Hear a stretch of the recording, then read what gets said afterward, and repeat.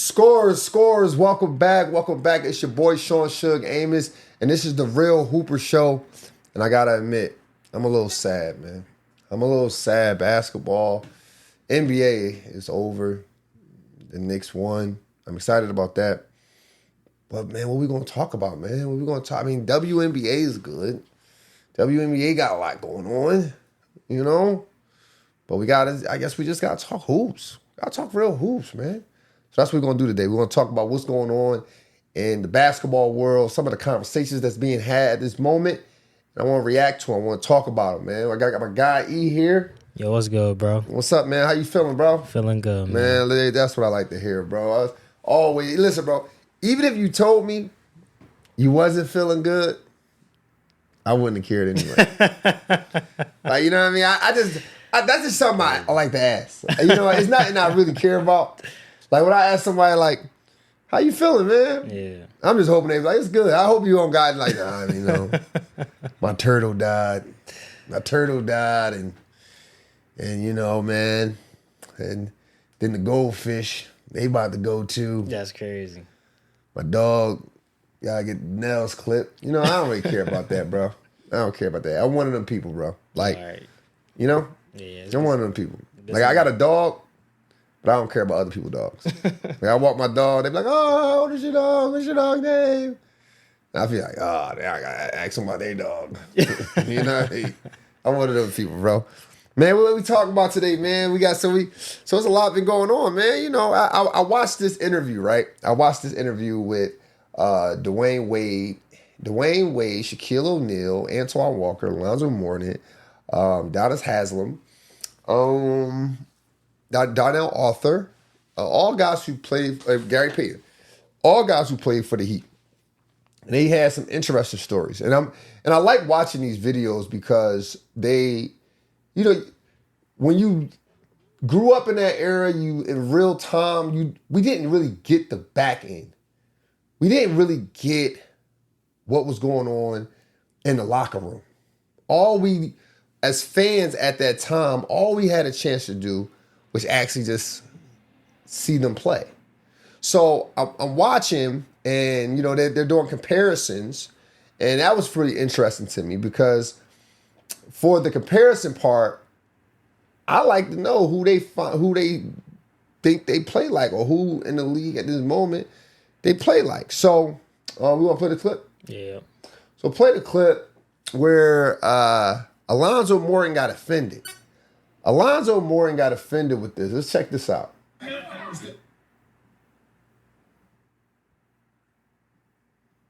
Hey, Rizzo, what about the boy at No, the boy at nobody else. at Minnesota? Who is that? Rudy Gobert? Rudy. Oh, hell no. Hey, don't do that. Don't y'all do that to Rudy. Don't y'all do that to Rudy. I didn't hear something. I just said, would that be close to you? What's wrong with Rudy? What's wrong with y'all? Listen, hold up. The Rudy slander is insane, bro. Like, I get it. I'm not sitting here telling you that Alonzo Mourning or Rudy Gobert was just as good as Alonzo Mourning offensively. Alonzo Mourning was an offensive demon. Like, let's be clear. Coming into the league, Alonzo Mourning, 1993, averaged 21 points and 10 rebounds. He was a double-double guy off rip. He didn't start really declining up until the injuries. But besides that, Alonzo Mourning was a premier player. He was a premier player for the Miami Heat. He was a premier player for Charlotte. He was a premier player for these teams, and he made a difference on these teams. So I understand the first initial reaction. But defensive-wise, I think him and Rudy Gobert, I think they have similarities. I think it's really hard to compare Alonzo Mourning's game to someone's skill set offensively in this day and age because they don't have it. They don't have like a back-to-the-basket player. Alonzo Mourning, he did some face-ups. He would do more face-ups. He's that hard jab to the left, go right, throw that hook shot over the right shoulder. That was his like go-to move. You don't really have guys like that as a premier player anymore. So it's hard to compare them, right? But if I'm looking at Rudy Gobert's his stats, right? He comes into the league, didn't do much. You know, it was just coming from overseas, so he still had to get acclimated with the NBA game. So the first 3 years, he averaged in between 2 and 9 points. But then once he started getting his groove, 2016, 2017, 14 points. 14 points, 12 rebounds, average almost 2 blocks. Same thing with even the years where he wasn't scoring a lot, he always averaged a double digits. And when it comes to rebounds, always. Up until maybe the last 2 to 3 years that I'm looking at where he didn't average like 11 rebounds. But Rudy Gobert I think is a fair comparison when it comes to defense. Now, offense, are we still playing this clip? No. Okay. Offense-wise, they said Alonzo Mourning reminds them of Cat. You know what that remind me of, man? You know what I think they tried to do? They tried to massage it. They tried to massage his ego. You know, they was like, they thought he would they thought that he would look at that as a compliment. Like, yeah, that dude in Minnesota. What's the dude in Minnesota name? Yeah, Rudy. Yeah. He was like, oh, hell no. Yeah. Then they was like, oh, shoot. Oh, I thought that was a good comparison. And then they was like, oh, but you like Cat on offense. Nah, you ain't like Cat. Like you not like Cat, bro. Like Cat, listen, bro. Didn't Cat have like a 60 or 70 point game? Yeah, 60. Yeah, you ain't. I mean, don't get me wrong. Alonzo Mourning had a 50-point game. He had a 50-point game against George Murson for the Wizards. George Murson was 7-7. Yeah. So he was a dog. But if we're looking at offensive skill set, it's not that. Okay. It's not that. I ain't gonna say it's I that. thought you. No, I ain't going. I don't think we can compare it. Maybe Bam. Nah, I wouldn't say not even, Bam. I wouldn't say even Bam. Not Bam. Maybe Bam is more comparable, But I don't know Alonzo Mourning's game like that, so Bam shoot threes. That's what I'm saying. It's hard. Alonzo going to give you 12 to 15 feet, if that. But for the most part, he going to be in the right place at the right time. He had good point guards on his team when he did flourish. When he was with the Miami Heat, he had Tim Hardaway who was dishing that thing off. Man, you know, on the offensive end, I'm trying to think who. Bam ain't a good one, huh? Bam ain't a good one. I personally, I'm trying to think off the top of the head who scores. Embiid? Like Alonzo. Embiid is there. I was thinking Embiid, but again, Embiid shoot threes. If we removing a 3-point shooting, just okay. Embiid scores. Embiid in there. Okay. I like Embiid. I think you might have to do Cat then. Nah, he probably got the quickness of Cat. Yeah, I was just saying Cat could kind beat of you quick. off the dribble, yeah. Cat kind of quick, but then again, Embiid got a jump shot though. Yeah, he Alonzo Mourning, I didn't refer to him like as a jump shooter. Like he can hit shots. Like he's definitely a shooter in some regards. And you can't look at his actual field goal percentage because his field goal percentage is going to be high anyway. But because he took a lot of layups, took a lot of dunks, ran the floor. Damn. Somebody help me out in the comments, man. Help me out in the comments. I'm trying to think off the top of the head who Alonzo Mourning reminds you of when it comes. I like Bam, bro. Embiid is a good one, but I think Alonzo was kind of quicker than Embiid a little bit though. I'm thinking more of the what's the word when he's facing face up. Face up. I'm thinking more of a face up game. Embiid has a face up game. Alonzo Mourning seemed to have a face up game. Yeah. I mean, it's hard to compare the old school dudes to modern day, man. The guys in the 90s. And not because I don't think they was capable of doing it, like doing the stuff that the guys do today. I think it's just more about what was allowed. When I was growing up, if you were a big man, it wasn't like Antoine Walker was like crazy because he was in the lane. He was throwing the ball between his legs in the middle of the paint, scoring on guys. That was like crazy to us when he was with the Boston Celtics.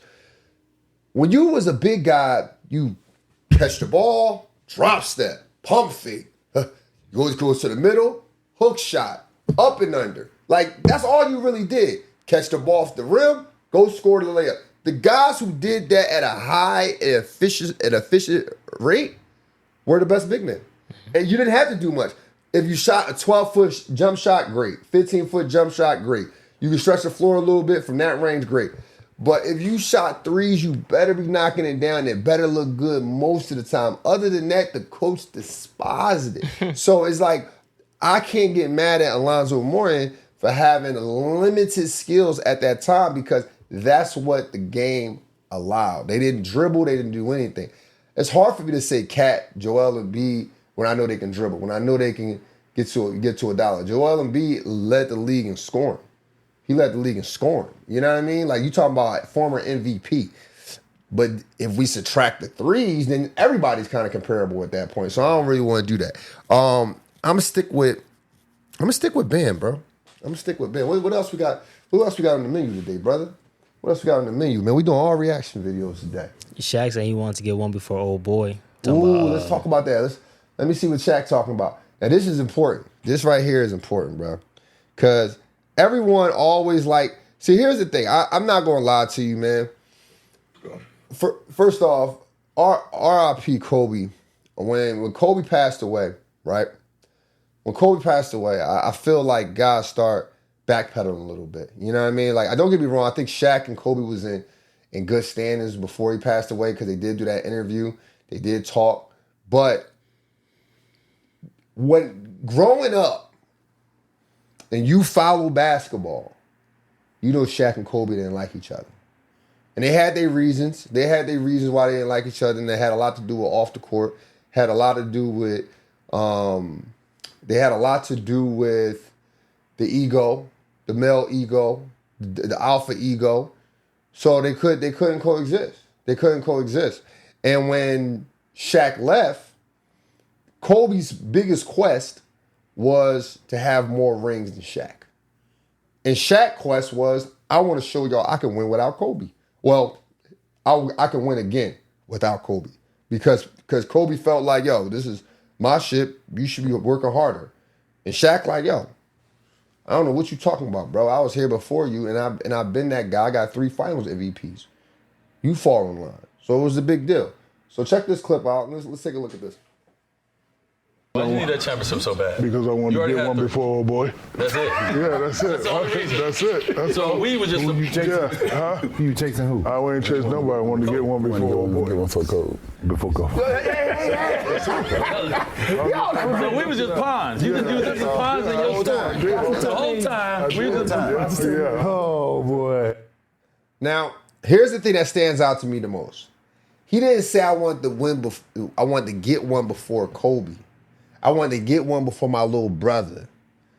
He said I want to get one before old boy. That emotion came back. He put himself back in 2005, 2006. He remember the feelings and the emotions that he had when him and Kobe was going through it. Cause any other time he talk about Kobe, he called him out his little brother. Oh, my little brother. When any other time he want to speak on Kobe is nothing but, yo, Kobe's the greatest, he's this. He called him by his name. That time, I wanted to win before old boy. And I say this, man, I think that's where, not to do too much on Kobe, but I think that's where Kobe spent most of his career competing with everyone. I wanted to be better than Jordan. Him and Shaq had a few, I want to get more than Shaq. I don't think he's seen like guys like LeBron coming. That's why when you look at the record, the 16-6 record, being outscored by LeBron and most of the overall record, that I think Kobe was so hyper focused on that. I think Kobe's legacy outside of winning was I want to be better than Jordan, and I want to have more than Shaq. That's what that was about. So when I hear Shaq talk, I just want to have more than old boy. I think Shaq also went into that world. Like once Shaq got 4 rings, he was like, see, couldn't do it without me. You just couldn't do it without me, could you? And then Kobe got that 4th ring against Orlando. Shaq start run. He start. Hey, Celtics, y'all need somebody? Y'all need help for hire. Like, listen, brother. I work with anybody. Hey, LeBron, you're balling right now, brother. You're balling. You need me. Hey, listen, I'm not even gonna play. I'm just sitting on the bench. Just win the championship. I need a 5th one. I need something to get me ahead of Kobe. And then Kobe won the 5th one. Then Shaq was just fishing after that. He started doing all types of stuff. He started going to Phoenix. He was a cop in Phoenix. He started doing anything. He did anything to get him anything to get him some gold. He got a gold badge. He was like, fuck it, I got it. You know what I mean? Like Shaq was on a different type of time, man. Shaq and Kobe had the biggest feud after they break up. And you could tell by how he addressed Kobe. He said, I just want to get one more than oh boy. What's the next one we got? What's the next one we got today, man? Oh, he wanted to get 2 quick ones. It's talking about fouls. Shaq fouling. Oh, yeah. See, so at some point in this interview, right, Shaq talked about go ahead and play that. He talked about getting 2 quick fouls. And this is why I hate debates. Because real hoopers understand this. I don't care who you are. I know when I say this, you're going to be like, oh, no, not me. I played every game hard, like my life depended on it. Like, let's cut it out. You know you didn't. No, you didn't. Because when you get to a certain space in basketball and you understand a long season, you understand your job, your role, you understand the opponent, you do start doing little stuff. Like, man, I'm going to go ahead and I'm going to tell coach to sub me out, man. I done scored 12 points already. It's the first half. Like, I'm good. Like, let me get these other guys in. Let these other guys work. Same, and what Shaq talked about in this is he would get 2 quick ones. On the days he would party, days he have a party the night before, or whatever the case may be, he'll foul twice really quick just to get out of there. And I understand that. And it might sound like something that's bogus, but you got to think about it, right? He's talking about Miami Heat. So he got to Miami Heat around 2006. Shaq was drafted in 1993.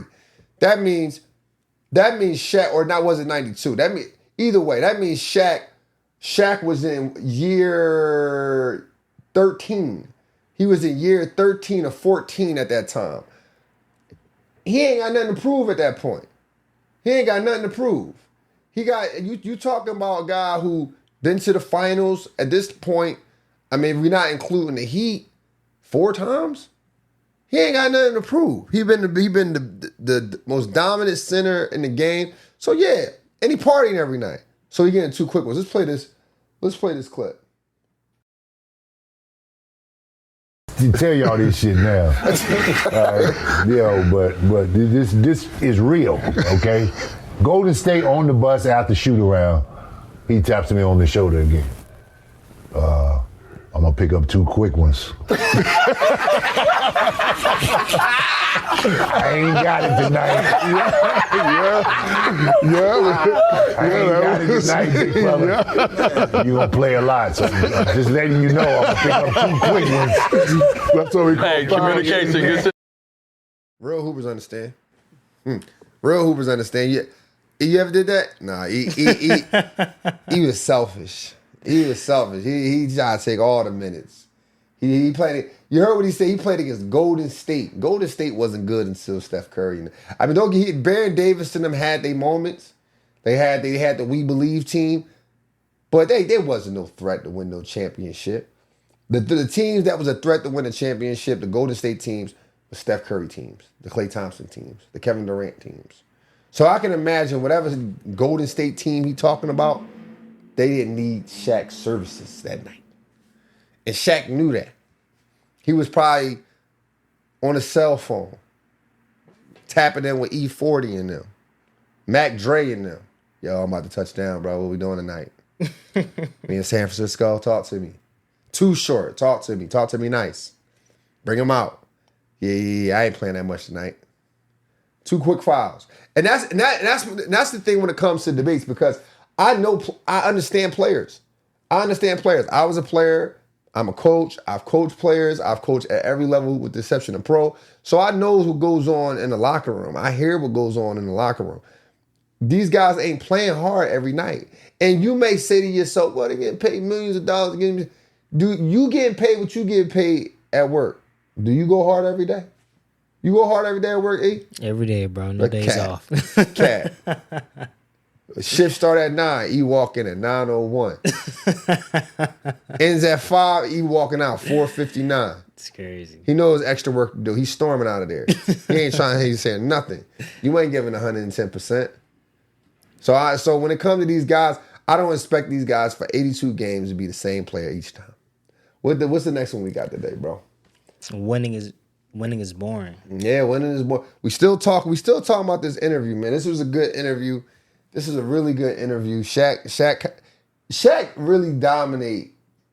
Not only on the court, bro. He dominated the conversation too. he dominated the conversation too, boy. No, I'm about to play the clip right now. All right. My man Shaq. The other day, and I'm gonna ask you guys, isn't winning and being successful boring when you've done it for so long? Doesn't it become boring? No, man. For me, it did. That shit. For me, it did. You knew Zoo was always Like gonna have a being the different. guy. Yeah, No, but- being successful. No, but being look, what everybody points to. That shit don't get old at all. Now, I didn't say get old, say get, like for example, Boring. you was the Boring. man, you was the man, you was the man, you was the man, you was the man, you was the man. Don't that shit, don't it get boring sometimes? So for me, after 4, I was like, because I fucking answered all the critics. Yeah. Y'all saved me in that You 4 were point. tapped out. I'm done. So with us, you might remember. Yeah, go ahead. So I'm gonna try to dissect this one. Does winning get boring? Does being successful get boring? I don't think he's talking about the actual accolades. I don't think he's talking about the perks, like having a house, having a car. I think it's the day to day. I want to say the things that helps you get all those things, like waking up at 5 o'clock in the morning, waking up at 6 o'clock in the morning, doing the same thing every day, eating the same foods. People asking you for the same favors. They setting up their favor with every phone call. Hey man, just checking in on you. Hey. I saw you had 30 the other night. I was talking to the boys at the barbershop, right? The boys at the barbershop, I was telling you was gonna get that boy 40. And then you know what came up? They talking about the barbershop for sale and shit. You know what I mean? And it's crazy because it's the same barbershop me and you went to, right? And they only asked for $60,000. That can get boring. I can imagine that type of stuff get boring. You know what I mean? Like I don't think he means like the actual perk. I don't think he's like, oh man, it gets so boring getting in the car, like getting in my nice car. Like no. He also mentioned the critics. He answered the critics. That can get boring, right? Every step of the way, there's a new story, there's a new narrative, there's a new narrative you need to overcome, you need to prove. And I think one of the things that we don't factor in as fans is that every year there's a new narrative, right? Like let's talk about LeBron. With LeBron, the narrative was early in the year was stat padding, right? It wasn't until he accepted the third option on the team, we all recognized that if he continues to play and he's not performing at 27, 28 points a game, then that means his averages is going to go down. So how could he be stat padding, right? So narratives and critics can be fresh every year, but the player's body is not. Shaq was still having criticism or getting over criticism or overcoming criticism in year 13, 16. He's old now. He's beat up. There's no more for him to do. He got 4 rings. Y'all said he couldn't win 1. Y'all said he couldn't win 2. Y'all said he couldn't win 3. Y'all said he couldn't win going to the Heat and he did it. He's like, yo, it's boring. That's what he meant. What we got next? Because, I mean, what's my guy, Shaq? This is a good interview. Isaiah Thomas. Crossover, yeah. Let's Talks about the face of the league. Shout out Isaiah Thomas. If you follow us on Instagram, Isaiah Thomas follows us on Instagram, man. He's one of our biggest supporters, man. Appreciate him.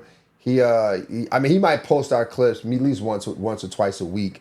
If he feels, whatever he feels like. If he feels like it resonated with him, he gonna post it. So shout out to the legend, man. Let's see what Isaiah Thomas is talking about. But I'm sure in Jalen Brunson's mind, he's like, they talking about the face of the league. Dude, didn't you just see me whop the face of the league? Yeah. That y'all... But my thing is, why are they trying to force it on Wemby, where Jalen Brunson, as a 6'2 guard, just delivered the first championship in New York since 1973? Why can't he be the face of the league? Why are they trying to push it on Wemby? And I know Wemby is cold, and he's proven a lot of things, but Jalen Brunson just got it done as a smaller guard. 38. So, see, that was the question. Well, here's the thing, right? First off, let's be clear. All y'all Jalen Brunson bandwagon hopping ass. Yo, y'all some frauds. I want to make this clear. I ain't hear none of y'all in the beginning of the season. Where was y'all at? What that boy Drake said, damn, where they at? I ain't see y'all in September. I ain't see y'all in October. I ain't see none of y'all. Y'all was not checking for the Knicks. Stop it. It's going to be the Celtics and the Spurs. Oh, Pistons. I ain't hearing none of that. The only people who was checking for the Knicks was New York people. But that don't have a lot of weight with me. You know why? They checking for the Knicks every year. Every year they checking for the Knicks. It don't matter. So the reason why Jalen Brunson wouldn't be the face of the league right away is because his size, his style of play is not marketing preference. It has nothing to do with your skills when it comes to being the face of the league. It has nothing to do with your skills. It has a little, but not everything. Let's say that. When they're looking for the face of the league, they're looking for someone who looks superhuman. Michael Jordan was 6'6".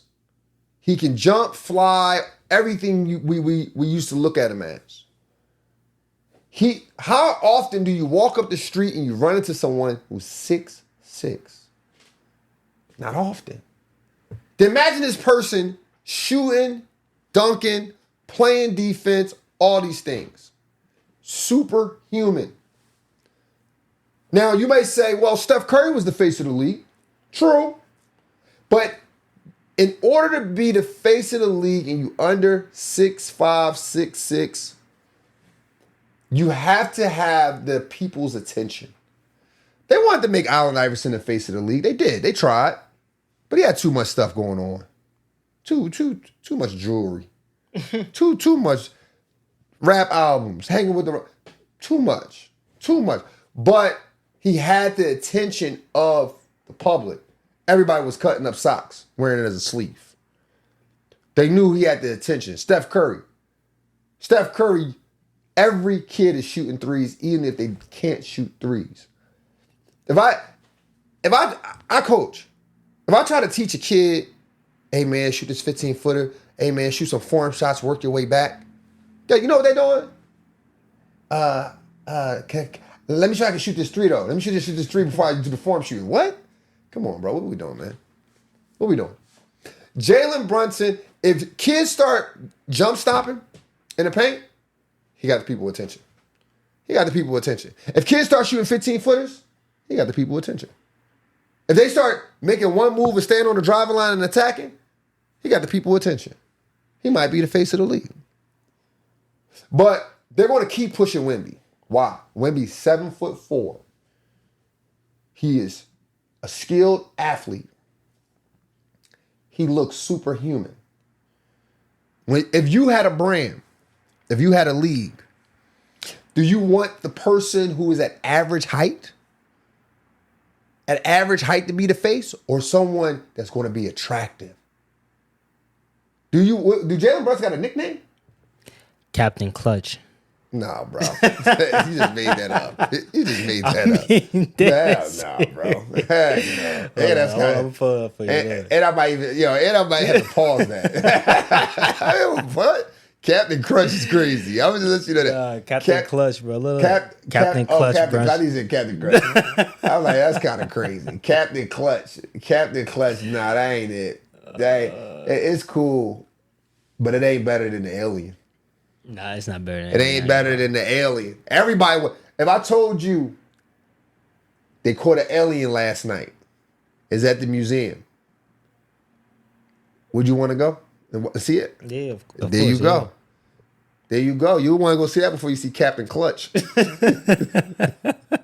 If I told you Captain Clutch is pulling up to the building, you wouldn't want to go see him, bro? Over aliens? I would go to the museum and see the alien before I see that damn. Before I see somebody score a couple points in the last minutes of the game. I don't care what you talk about now. I ain't gonna lie to you. Now, so when we sit here and we talk about the face of the league, it's a marketing preference. It's a marketing preference, man. Wemby's superhuman, bro. They're gonna push it. They're gonna continue to push it, man. What's next on the menu? We got Isaiah Thomas still, and you was talking about how they couldn't leave his teams back in the day. Oh yes, this is good. I'm glad Isaiah Thomas brought this up because everyone always talk about LeBron, he left his team. Jordan would have never. Let's get into this clip. Let's see what Isaiah Thomas is talking about. Now,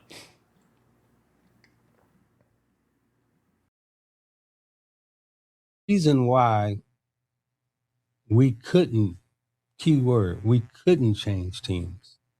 I was the president of the Players Association. And during my period of time, the whole fight was for free agency. We all wanted to be able to leave, change, and go to other places. Okay. But we couldn't. So when them older guys, my age bracket, start telling you, I never would have changed team. They couldn't. Right. They couldn't leave the place that you were drafted. Wow. Yeah, there was no, Yeah. They couldn't leave. You know what's crazy to me, E? That people really believe that basketball is some type of gladiator sport. Like it's like some type of warrior sport where guys just like, oh man, I'm so thankful I was drafted to the Wizards. I'm never leaving the Wizards. I'm never leaving them. No, bro. Listen, I'm gonna be very blunt. These dudes is $40 million slaves. I ain't gonna lie to you. Yo. It's a book. It's a book. It's a book. I'm just referencing a book. That's all I'm doing. Just let everybody relax. Just relax. Because when I say this, I mean they really couldn't go nowhere. They really couldn't go nowhere. Listen, Michael Jordan rookie contract. First year, 7 years, $6.3 million. That means he's making $900,000 a year. Now, Michael Jordan had a super extension. Why? Because within the first 3 years, he had a scoring title, MVP, Defensive Player of the Year. All of that was done in 1988. All that was done in 1988. They gave him his super extension and did 8 years, $25 million. 8 years, $25 million, which gave him close to it was $3.3 million a year. Follow me, E? Yeah. Now, you might say, that's not that bad, right? That's not that bad. 8 years, $25 million, 3.3. For the times, it doesn't sound that For bad. the times. For the times. All right. Go for the times. Granted, most salary caps at that time had about 15 million. 12 to 15 million, right? So that's not that bad. That's not that bad. Yeah. Right? But then you gotta look at it like this. At one point, Michael Jordan was the reason the NBA was ticking. Michael Jordan was must-see TV. Like in the 80s, it was rivals. Magic versus Bird, the bad boy Pistons. It was about the team. It was about the organization. When those guys start fizzling out, it became about the brand, the Michael Jordan brand. He has so much value. You would think, he was the highest paid athlete, right? Yep. He wasn't. You know who was the highest paid? You know the people who made more money than him through 1990 to 94? Was Patrick one of those guys? Patrick Ewing. Patrick Ewing made 4.2. Larry Bird was on his way out. They gave him $7 million. David Robinson, they gave him $5 million. Meanwhile, through 1990 to 94 or 93, the Bulls won 3 championships. So this is just my theory.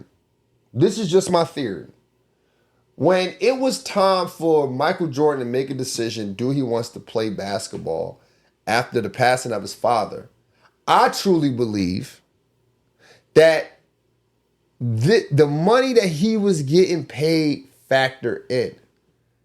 Because the only way he could get out of that contract is several ways. Finish the contract, or you retire.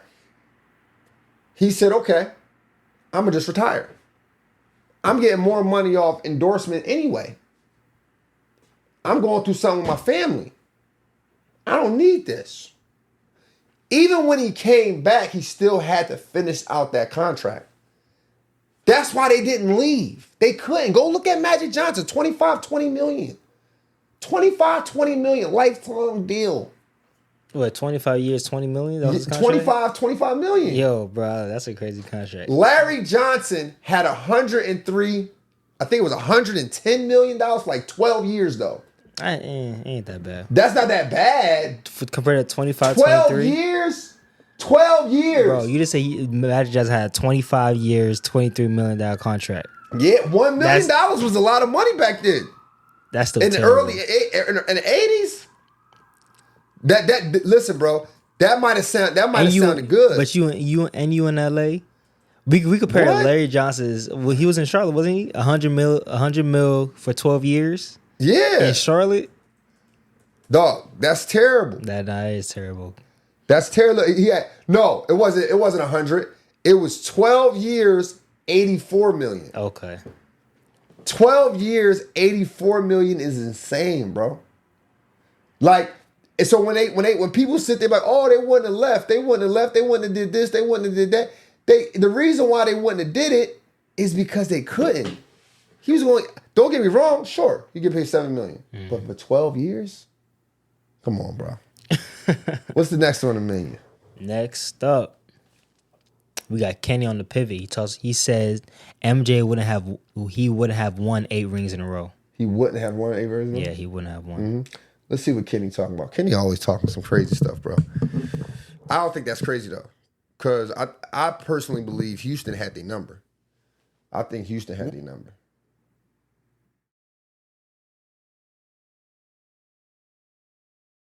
Be part of that. But do you really believe, honestly, he would have won 8 championships in a row? We saw The Last Dance, all of the stuff that was going on internally with the team. And the one thing that I always thought while we could beat them the second year was they were too small. When no Horace Grant had already went to Orlando, and Dennis Rodman wasn't there. That's the reason they lost to Orlando. If Horace Grant was still with them, they would have beat Orlando. But the fact that he was gone, they became such a smaller team, and we had Dream. Yeah. And if you're not double teaming Dream, forget that. If you can't single coverage Dream, you cannot beat us because we splashed you up too much from 3. And so they had no one could guard Dream, and they would have been playing him one-on-one. And then if they try. Now, I agree. Here's the reason why I agree. If you go look at Jordan and Hakeem Olajuwon's matchup before Hakeem Olajuwon's injuries, before the two-peat that he did, Hakeem Olajuwon had a better record, a better winning record. Also, too, they did lose to Orlando. Bulls did lose to Orlando, and that's something people don't want to talk about. People never want to talk about when Jordan came back with the 4 and the 5, 45 on the back. They don't want to talk about how Orlando got him out of there. And it was too small. So you know what they did? You know what they did, E? What they do? They go get Dennis Rodman. They go get Dennis Rodman. And then I'm not going to lie, just to go back to what I was talking about with the contract. I'm going on a limb right here. I think Jordan was okay with that, losing. I don't think he wanted to win another championship on that contract. Because if he comes back, win another championship on a contract, he would have won 4 championships making $3 million a year as the main attraction in the NBA. So how does losing better his case, though? What you mean better his case? Shoot, I'm not giving y'all another champion. I'm not playing another 8 games, 7 games to give y'all a championship. No, if y'all want to see me, because that's where they're gonna make their money at. That's where they made. You just saw the New York Knicks and the Spurs, but their streams or whatever you call it, the views. Yeah, the viewership, they made their money off that. He was like, you know what? And then this was Jordan came back. This after the year Pippen had his feet in his shoe up, telling him, "Come on back." Oh, okay. You know what I mean? So he like, you know what? When Nick Anderson stole that ball from him, he's like, you know what? You got it, bro. You got it. I ain't even gonna listen. Y'all want me to go chase Nick Anderson? Y'all pay me. And I believe in this stuff because it is a business, man. Us as fans believe that these guys should just be playing for the sake of playing. They shouldn't care about what the decisions the GM make. They should just focus on basketball. Only us as fans want that because we are fans. But that is their career. That's their life. And I truly believe Jordan didn't care as much about that. But I do believe, and I also agree with Kenny. I don't think he would have won 8 in a row. I think that's good to think. But I don't think he would have won 8 in a row. Hakeem had his number. What's the next one, menu? Next up, we got the big 3. There was a fight at the big 3. Disgusting. That's disgusting. Let's see what they talking. These dudes, man. Ebanks and Stevenson going at it, then these two.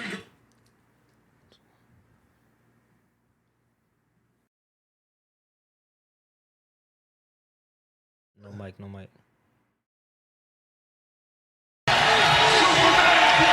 right, Ebanks and Stevenson going at it, then these two going at it. Oh, just the elbow in the face and them going back and forth.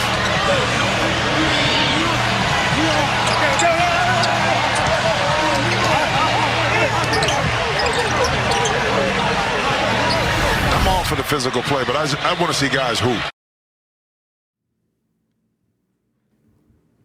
Here's the thing, man. We got Lance part in this. We don't got Lance in this. I'll pull it up. I'll pull it up. Pull it up. So here's the thing. Let's talk about Beasley while you pull it up. So here's the thing with Beasley, right? I think it's more WWE with him.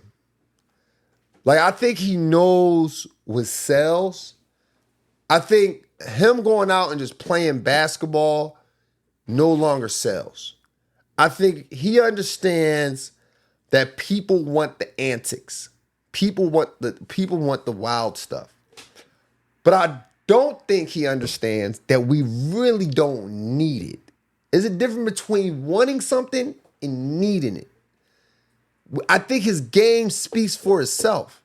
You don't got to do that. And I don't know what they got against Dwight Howard. I saw another clip online where Bees was shooting around. Dwight Howard was walking in the gym. Bees had said something slick to Dwight Howard. Dwight Howard is constantly ignoring these guys. He's just trying to get to a bag. He's just trying to play some basketball.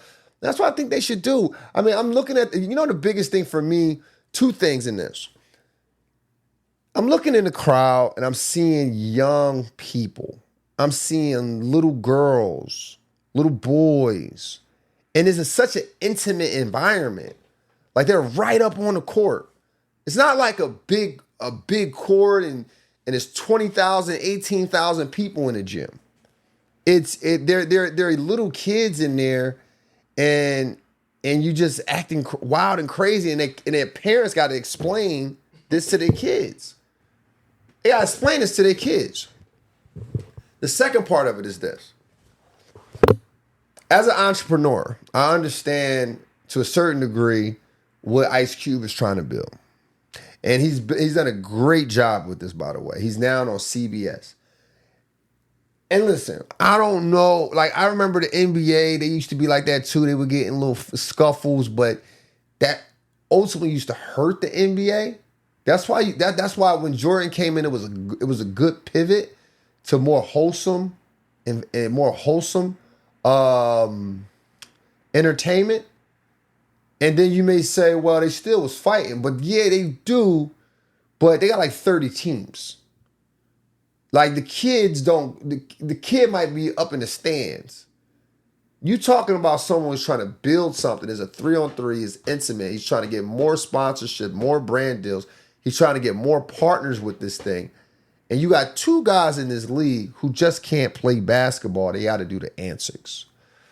That hurts the business. I remember when I used to run leagues myself, smaller leagues, of course, but I would run these leagues in these areas, and there's always a couple knuckleheads that linger around. Yo, it costs $10 to get in. Oh, I ain't paying $10 to get in, bro. This is our part. You better be glad we let you up in here. It's still your part. You can have that from done. That's good. You know what I mean? You can have it. So, but there's always some knuckleheads that kind of ruin it. And you got now I'm sitting at the door and I gotta watch these guys, gotta talk to these guys. They on the phone, yo, come up here. You know, a couple guys come up there, and then they start looking in there, and now everybody looking all uncomfortable. They got 10, 11-year-olds in there playing basketball. You know what I mean? So it's like one of them things where, man, I really, you know, I don't know if this is like some WWE stuff for them, but Mike Beasley, you don't gotta do that. There's a difference between wanting something and needing something. We got Lance portion in this? Yeah, I got Lance. Here we go. Let me see what Lance talking about, man.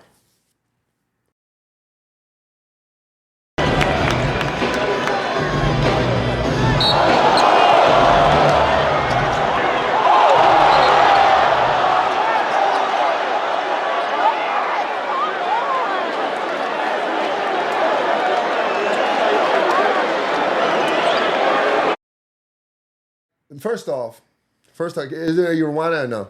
Yes. You don't got to rewind it. If you go look at it, go look at Nick Young's body language. I'll rewind it right now. I got you. Go look at Nick Young's body language. And then you hear some girl in the stands like, come on.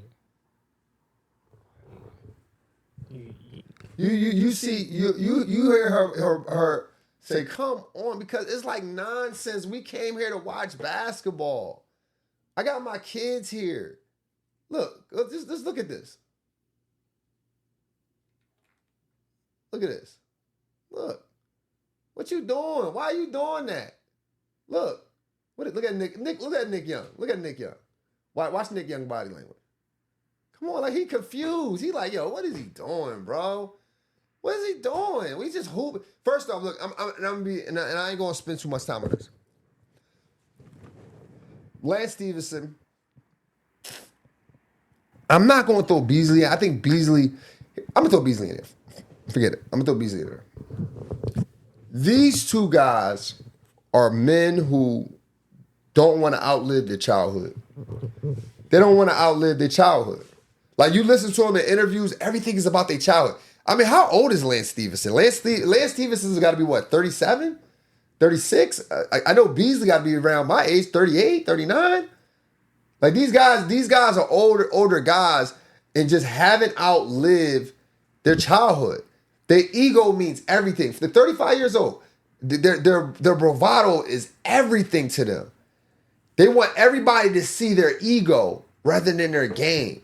So when you sit and you watch some of these players, Beasley, 37, you sit and watch some of these players and you see how they act at that age. Just imagine when they was young. Just imagine them young with money. Just imagine it. So when they sit in these interviews and say, oh, they didn't give me a fair shake, They didn't give me a no. You acting like this at 37. It ain't even an audience for you for this. There is not an audience that has money. The 37-year-old, I'm gonna be real with you, bro. I'm gonna be real with you because I hate to see my people like this. The 37-year-olds who love to see stuff like this are the same 37-year-olds who save Big Gold cups. I ain't gonna front. They just say the 37-year-olds who like to see stuff like this is the people who wash Wawa cups. I'm dead ass. You and these cups, bro. I'm serious. I can't imagine anyone of sophistication or anyone of intelligence, class, because that's where you at 37, 38. Hard worker, working for your family, working to build a family, positioning yourself for a better life. I can't imagine they doing this, bro. At 37, 38, I'm going to private runs. I'm just all my friends. We just having a good time. We just trying to burn a sweat or break a sweat, burn some fat. It's part of our workout routine. We not fighting. These guys are looking for fights everywhere. They ruining runs everywhere. But they bravado and ego and in this form of entertainment means too much to them. It means way too much to them. And I don't think they understand. We're going to pay the money to see you play regardless. You were great players without it. You could have been on mute and we would have seen you. Why? Lance Stevenson and Mike Beasley played each other one-on-one last summer. Now let me ask you this, E. Would you have watched that one-on-one game? Would you watch that one-on-one game if they weren't talking? If they wasn't talking? Yeah, if they wasn't talking in smack, if they didn't have face off, would you still have watched it? No, I'm not tuning in. I would have watched it. If they wasn't talking. Yeah, they good players. If they wasn't talking one-on-one, Lance Stevenson, Mike Beasley, you not watching that on the strength? For the culture? It would have bbeen a fun game, yes, but the antics. I'm watching that. Nah, the antics, the talking smack made it more hype. No. Would you? I feel like the question would be: would it be more anticipated? Like, would you be like with a hype beater, with a build-up beater? Because that's what the smack talking did. I think it's good to talk smack for that. I think the entertainment portion and all that type of stuff is cool for that moment, right? That's what a face-off is. That's a face-off is a time where everybody with both players or opponents are all. I live on a live street here. The opponents are all talking back and forth to each other. I believed in that, right? But at the end of the day, when you stop in the game, they had to forfeit this game. Oh, they had to forfeit this game because too many people got ejected. Yeah. You ruining the moment. That's different. Now let me ask you this. They playing one-on-one, right? Mm-hmm. They play one-on-one. And then halfway through, they get into because they never really fighting. They never really fighting. Right? They never really fighting. They really let's call it a scuffle. Yeah. And then they say, "Oh, we can't have a one-on-one no more." Do you still like it? Nah, I'll be more bummed out. Exactly. You ruining it. You ruining the experience. You feel me? Yeah. And then when y'all had an opportunity to prove how tough you are with the MMA match, you tap out the first 30 seconds. Come on, man. Something ain't adding up, man. Something ain't adding up, bro. Mike B's, Lance Stevenson, man, let's do better, bro. Let's do better. Now, make sure y'all check us out, man. We on every social media platform, Score Society. Man, support the brand. You know, I think I got a few of these hats left.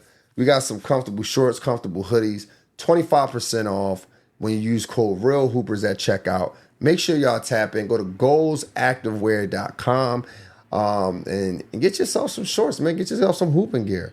And if you are an athlete, you have a niece, nephew, a son who's an athlete, and they're being under-recruited. They not getting enough eyeballs on them. You're tired of going to all the AAU games, paying all the money.